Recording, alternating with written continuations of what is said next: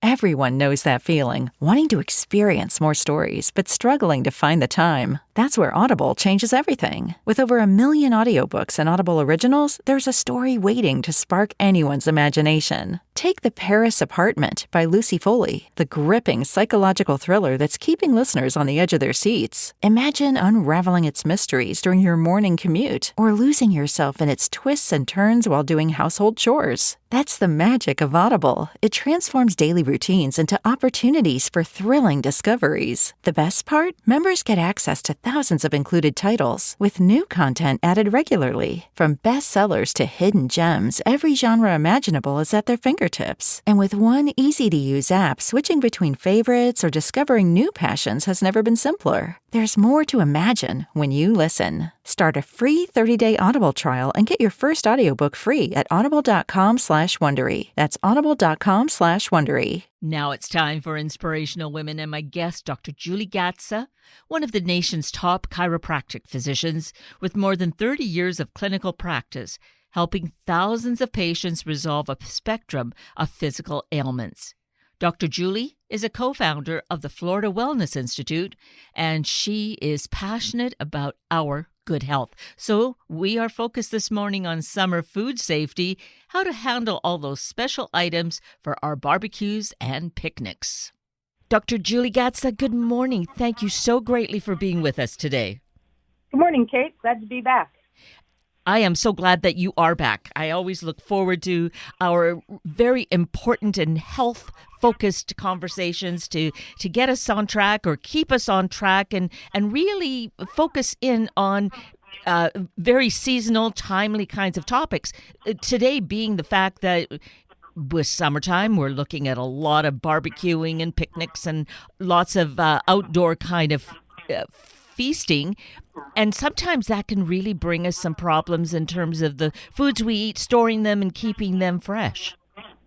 It's true. And, I think when our grandparents grew up, every meal was cooked. So you sat there and you watched, and learned from what was happening in the kitchen and outside. And, we have so much fast foods and choices that cooking is kind of, a lost art with many.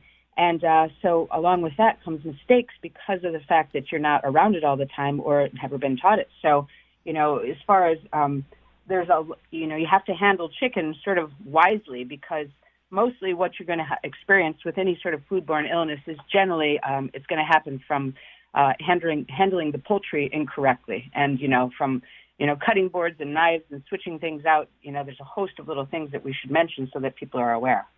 Right. So chicken is the primary culprit. Is beef and fish not as much an issue? Not as much. If you get bad fish, pretty much you can tell it's bad. And, people eat sushi all the time, so that's not a problem from the point of, is it going to cause, a food poisoning situation? And beef, people have steak tartare and eat raw beef and cook it very raw. So that's not really an issue so much as the chicken and turkey, problems. Right. So that's a really great thing to point out because, it's logical, but I really didn't think of it in the terms you just expressed. So with chicken, we must make sure that we are very conscious of how we are working with it, have its own cutting mat, using separate utensils, and cooking it to the right temperature.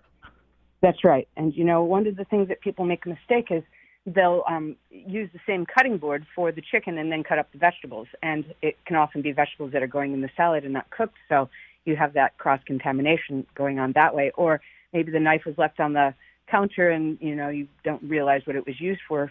And you're using that on, fruit or whatever right after you've, done something with the chicken. So, you need to be aware of that, as well as when you bring the chicken out to the barbecue, you bring it out on a platter. Well, it should come back on a clean platter or the same platter cleaned, because you don't want the cooked chicken then sitting in any type of the juices that it came out when it was raw. Again, one of those things that, really needs to be pointed out. Otherwise, we are susceptible to making a huge error. Yeah, it's true. And, the other one that people don't necessarily put in their mind is, you might pack a cooler and you're not necessarily wanting to ice down the meat or the chicken. So you put all the beverages in the bottom, put the ice on, and then put the meat or the chicken on top. And that juice can go down onto the lids or the tops of the bottles. And when you're opening and drinking those, now you're contaminating yourself with chicken juice.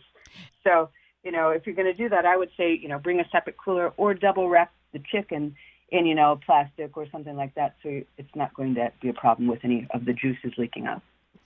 So when you mentioned putting the other meat, be it, say, would it be fish, or if it were beef, that might not cause illness, but it certainly would taste horrible to get that onto a can that you're going to, or bottle you're going to drink from. That's right. Yeah, nobody needs a fishy pop. Yeah, exactly. So if that were to happen, if somehow chicken was not handled properly and say it got onto the salad foods, what would happen to us? Generally, you're going to start feeling not so great stomach-wise, maybe nauseous. And if it really is a full-blown case, if you've ever maybe been to Mexico and got the water or got some food by accident that you weren't used to, shortly after that, you're going to experience stomach cramping, diarrhea, possibly throwing up. And it's when you say you feel like you want to die, full-blown food poisoning, you feel like you want to die. It's just so unstoppable, and there's nothing in the throes of it that, can relieve it at that moment. And that's a point, though. Could you actually die from food poisoning? I think you probably could if your immune system was really, taxed at some other level, but usually people just come out of it thinking, oh my goodness, I'll never do that again. So, one of the first things that I'll have people do when they ever feel like they've gotten food poisoning or, something was off, I have them take high-quality digestive enzymes to help break down the toxins, the bacteria, inflammation, because enzymes not only break down your food, but they break down those other things. So you can take it on an empty stomach and help out with toxins, bacteria, and inflammation. The one that I use is called Absorbaid because it works so well, it's made so well, and I have my patients taking it just to break down their meals and get more nutrition from it, and then also have them, take it for any time they're feeling sickly or even inflamed. So it doesn't necessarily have to be food poisoning. They can take the Absorbaid at night, and their hands might feel better in the morning, or their back if it was hurting the day before. Great information just for overall general wellness. Yeah, it works like a charm. And the other thing that you should have in your medicine cabinet is activated charcoal. Charcoal soaks up toxins as well. So, it's well known for the really quick, sort of soaking up the toxins with food poisoning. Even college students that go out drinking will often take activated charcoal before they go out because it soaks up the toxins. Interesting. I don't know if they really need to know that, though, right? No, it's true. But I do remember listening. I was like, oh, my goodness, of course you're doing that. Yes. So you're mentioning these digestive aids. How do people get more information about that? They can go to a website. It's naturesources.com, and they can read about the Absorbaid, the different forms that it comes in, how it actually works. And if they're interested and they would like to get some free samples, they can call up the 1-800 number and use the code radio and ask for some free samples. That phone number is 1-800-827-7656.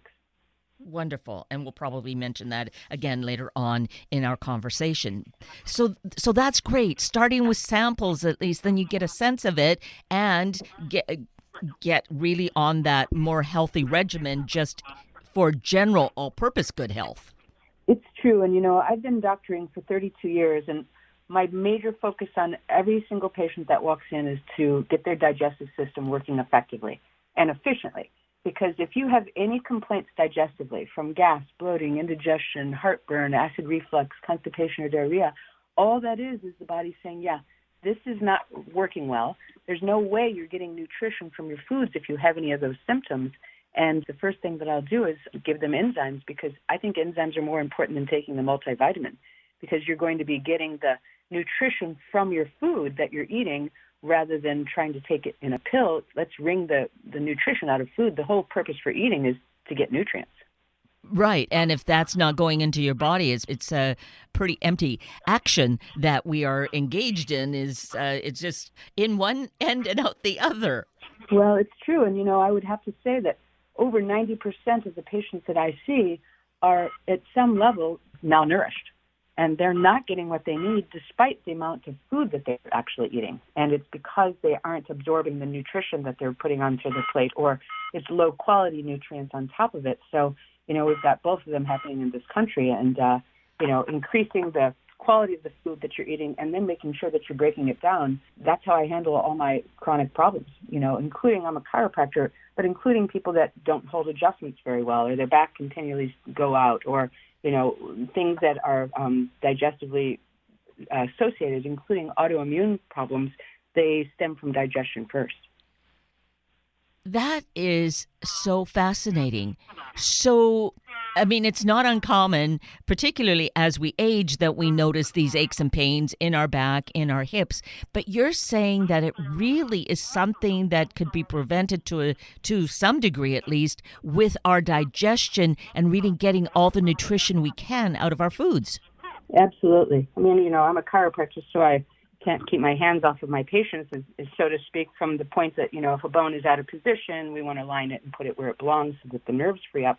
But, behind all of that, unless there's some injury, usually it's a diet situation going on where people are missing nutrition despite, having quote-unquote healthy diets. And, the first thing I'll do is, ask them what's going on, digestively. And, even slight bloating is something's wrong. So I always say it this way: if you have any attention on your digestive system, even once in the day, then probably something's not right about it, because it should probably just be operating in an area where you never think about it. And that's usually when you've got great digestion. And in terms of digestion, so you're telling us about the enzymes we can take. I believe I've read, too, that we can use some other healthy foods, that fermented foods.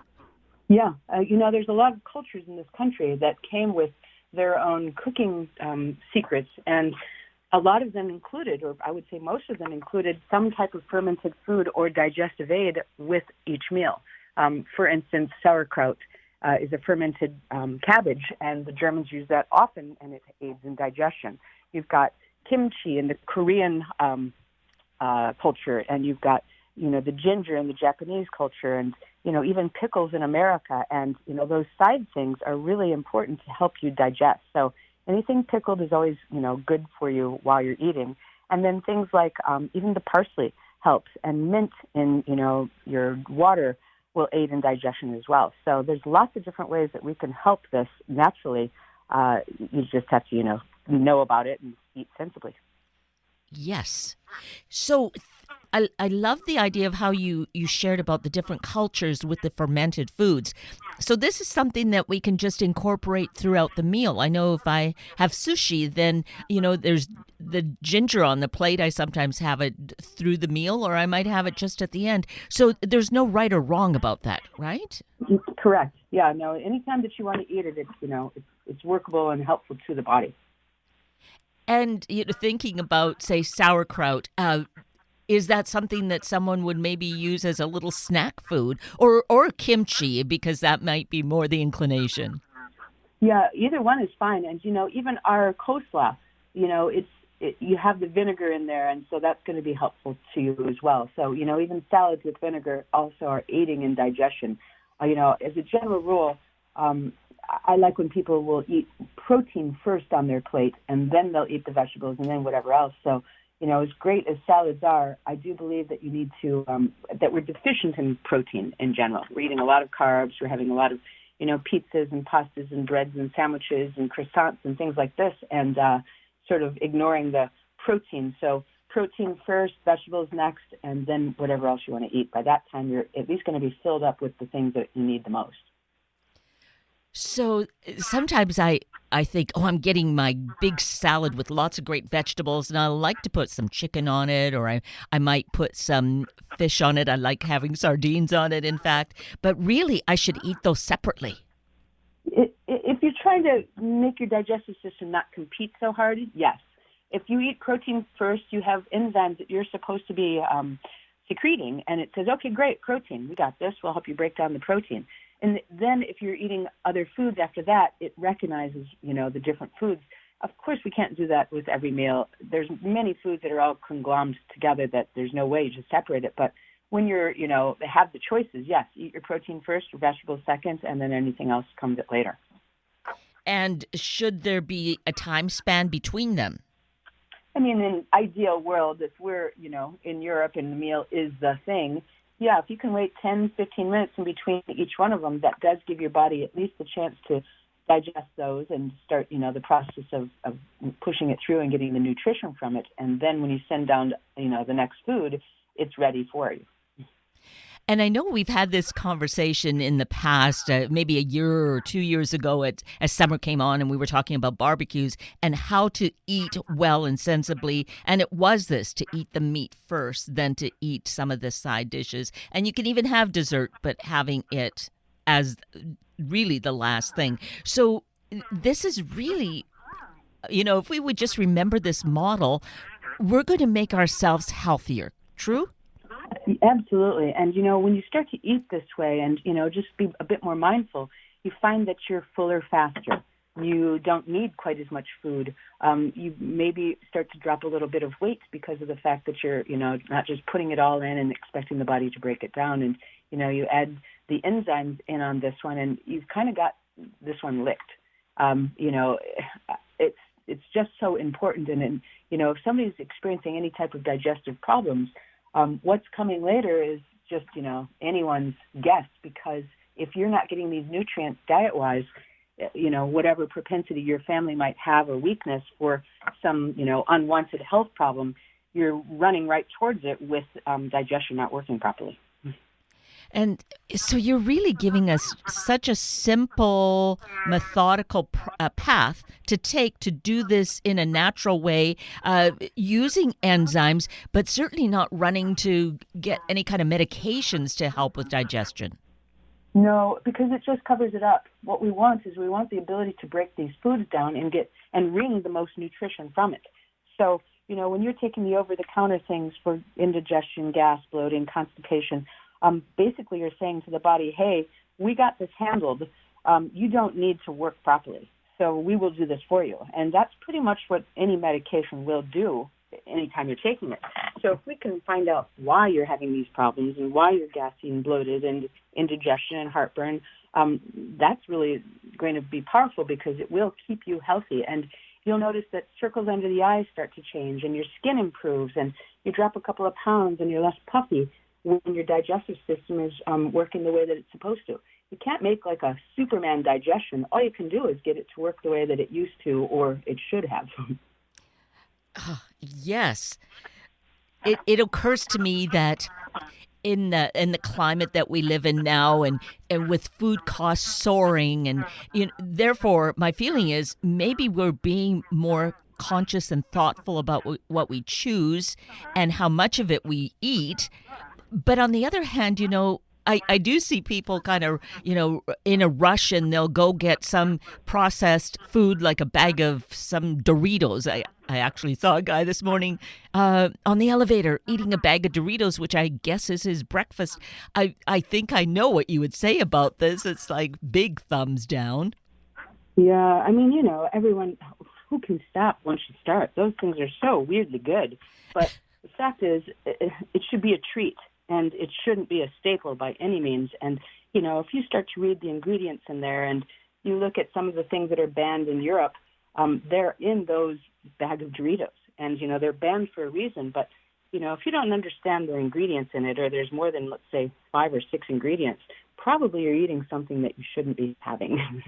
And it's just going to stress digestion. And what happens over time is you start to irritate the intestine and these tiny holes that only allow nutrition into the bloodstream because the bloodstream will then carry all these nutrients to the rest of the body so you're healthy.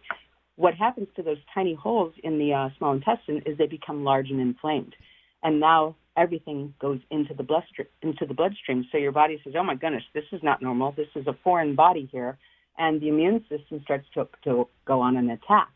So this is autoimmune problems. This is chronic inflammation. This is people who have poor metabolism and can't lose weight, or they're hungry all the time. And it's because the digestive system is inflamed and causing this problem. Because we've had just day after day, year after year of continued abuse of our system, so it's deteriorated to this degree, right? Right. Yeah, I didn't mean to indicate one bag of Doritos is going to do that. No, but. Right. No, well, and I wasn't either. I was just trying to get this picture then of doing this then on a repeated basis. And then you get to really unhealthy. Is there really a path back? We need to start, or at least stop the bad behaviors, but will the body repair itself? So easily, it's unbelievable.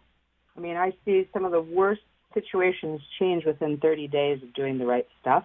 And usually they'll see a change within 3-5 days of just not putting in the things that they shouldn't be putting in. So, no one likes when I talk about this subject, but things that keep you from absorbing nutrients are very common, such as coffee, tea, soda pops, and carbonation. They change your digestive system. Instead of being acidic, which it should be, like putting a steak in a piece of vinegar or in a glass of vinegar, the next morning it looks junky and cloudy. That's how your digestive system should be operating. But when you're putting steak in a glass of soapy water, you wake up the next morning and it looks like a piece of steak and soapy water. When you drink coffee, tea, soda pop, and carbonation, it's like the soapy water situation. It alkalizes your digestive system, and now you can't get nutrients in properly. Oh my goodness, yes. I know. Nobody likes that. Well, and for the most part, it's just the coffee that trips me up. And I think in the past you have said, a little coffee is okay, or should. Yeah, if you want to do it a few times a week, but the every day you're setting yourself up to basically not absorb properly, and then you're paying good money for food and you're preparing it, and you're eating it, and then you're thinking, why am I still hungry? Why can't I lose weight? Why am I tired? Why can't I sleep? And, you have to look at the digestive system first. And, if you clean this up and you see how much better you can be, then you can mitigate, having some coffee here and there, or having, foods or a bag of Doritos. It's not such a big deal. So when we look at beverages, I think we all know that we need to drink more water, at least be drinking water. So is that our fallback? Is that the go-to? It's always the go-to. And, whatever system you have to get in, I am a camel, and it really, really has taken a lot of work for me to make sure that I drink enough water in the day because I forget. And, I've done things like put, rubber bands around a bottle and slipped them off every time I, filled it, and, whatever, check marks and things like this. And I finally, am starting to drink the amount that I'm supposed to. But, anywhere from 8 to 10 glasses a day of pure water is acceptable and needed for the body. You can flavor it with natural things, but you don't get flavored water. But if you want to, put strawberries in it and let it sit overnight, or mint or cucumber, or, any citrus, if you don't really like water, that does help you consume it a bit more when it has some flavor to it. Yes. And so I think at one time I heard drinking the water is like really cleansing our system, because drinking the coffee or drinking carbonated beverages, that isn't cleaning. That's just putting more stuff in. So is that That's a good... right. And then what happens is when you put that in, you have this reserve of nutrition, and everyone's supposed to. And then you have to use your nutrients to break that down. So it's sort of a negative food. It's not necessarily giving you nutrients, but it is taking away from yours, because you have to handle that toxin in the system somehow. And that's where you go and you become more depleted from it. And I know this is a whole other huge topic, but I wonder if we can just sneak in mentioning what happens when sugar is a component in any of that liquid or the foods that we eat.